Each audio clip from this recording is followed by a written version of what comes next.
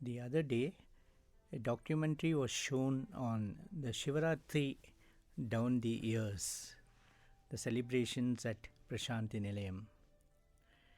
And it made me take a trip down memory lane as I tried to remember the various Shivaratris that I had the privilege of taking part in Prashanthi Nilayam. I remember the earliest Shivaratri I went to was in 1968 and also the year 1969. And in that year, I was lost in the huge crowd. And all that I recall is that when Swami took out the lingam, it was quite late in the night. It must have been about 8:30. It was I was far away from Swami, but the moment the lingam came out, in both the years, I saw this wonderful sight of a lightning going from Swami's mouth to the sky. The first year it was a brilliant blue lightning, and the second year it was a brilliant green lightning that I saw emerge from Swami's lips and go into the sky as the lingam came out. In those days, of course, among all the festivals that are being celebrated in Prashanthi Nilayam, which were celebrated when Swami was physically present, Shivaratri somehow had a very strong feel, in the sense that the spiritual vibrations were very strong. And one could feel it. One could feel it very strongly. The crowds would also be enormous. And the Lingodbhavam and the Vibhuti Abhishekam were two miracles which everyone knew would happen. And therefore, there were thousands of, tens of thousands of people who would attend. And these were two miracles which were known would happen on those days. So many people who had not even known about Swami, but had only heard about him, also came to see the wonderful spectacle. Of course, it was not always a pleasant thing, because we would see Swami struggling so much to take the lingam out of his mouth. Very often the lingam would be so big that he would have to pull it out and the lips would tear and we could see blood. I remember one year I was on the stage when this happened, and there was a huge lingam that Swami took out, and as he pulled out, there was blood, and Swami immediately took a handkerchief and wiped it. And of course, there's that beautiful beautiful spectacle of Swami showing the lingam to all the devotees. He would go around and show. In the earlier days, it used to be held, in the 60s at least, 60s and early 70s, it used to be held in the Shanti Vedika. That was a structure which was there in the front of Prashanthi Nilayam. As one faced Prashanthi Nilayam, it was on the right hand side. It would be somewhere on the ladies' side in the Sai Kulwant Hall now. One year, that is in the year 1977, I was on the stage when Swami took out the lingam, and that year he said the lingam was Prithvi Lingam. And the Prithvi Lingam, as it came out with some very fine clay. I remember in Swami's white handkerchief, this clay, like what you see in the delta regions near a river, that pure clay, it had come out. And Swami was showing it to Dr. Bhagawan and saying that, see, this is Prithvi Lingam, that's why this clay has come out.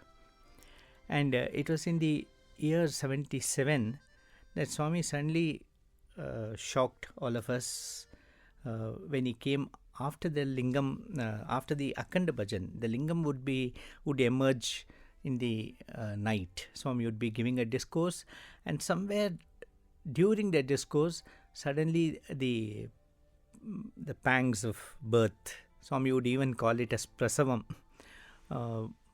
Swami would feel the pangs as it came near, I think, the chest region, and so Swami would not be able to speak. He would sit down and bhajans would start.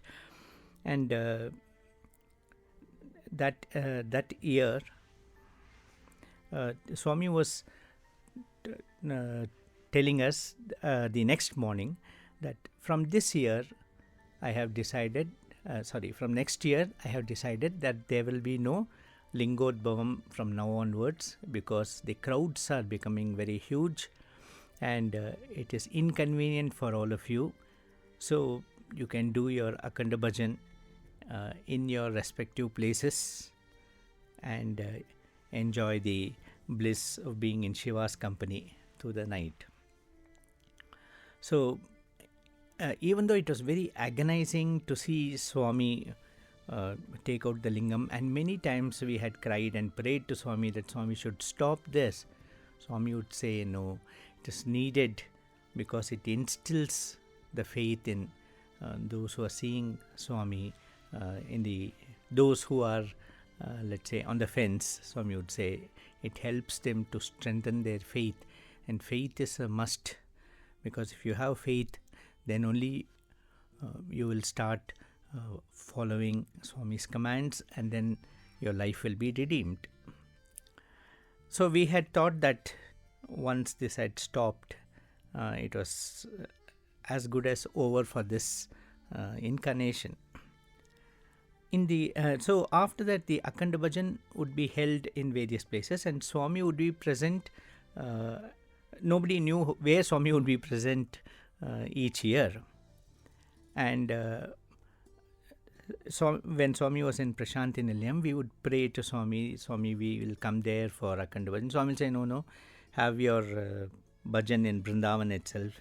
Have your bhajan in Vrindavan itself. For a number of, and also it would be exam time. So Swami would say, no, you have exams, so better study and have your exams, write your exams there itself. And so after many, many years, we almost gave up asking. And then I remember one year, it was 1999, suddenly we got a message from Swami saying that if it is possible, then you can all come for Shivarathri.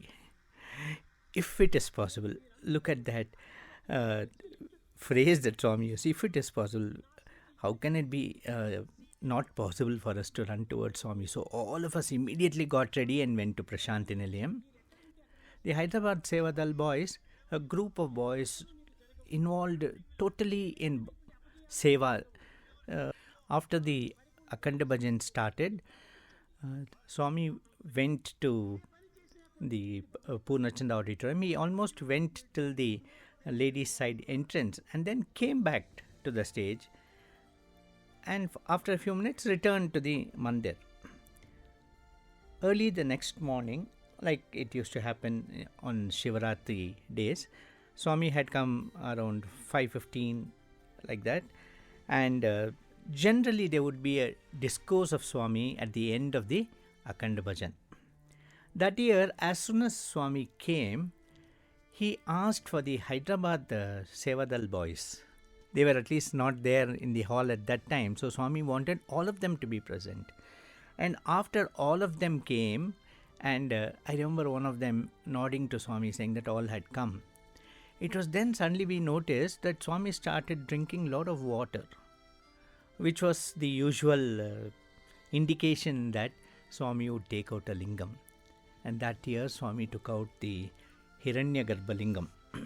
So this is Swami's love for people who do service. He waited for all of them to come.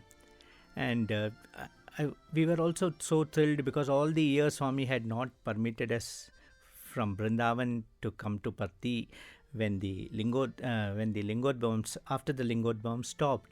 And that year Swami sent word that we could come. I also have a personal incident related to this.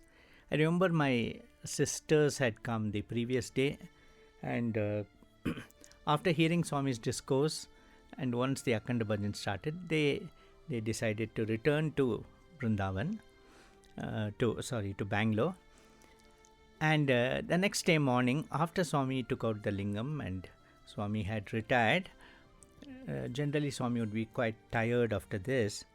I was getting into the bus to return to Vrindavan when suddenly someone gave me a phone number and said, somebody from Bangalore is trying to contact you. Please ring up this number. And when I rang up the number, I got a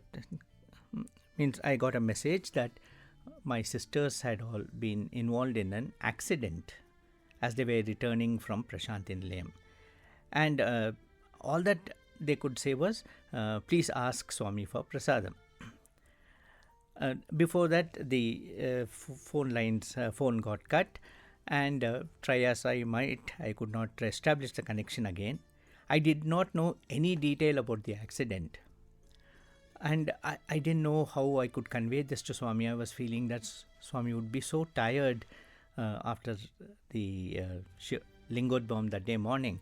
And in another 10 minutes, our buses were leaving for Vrindavan.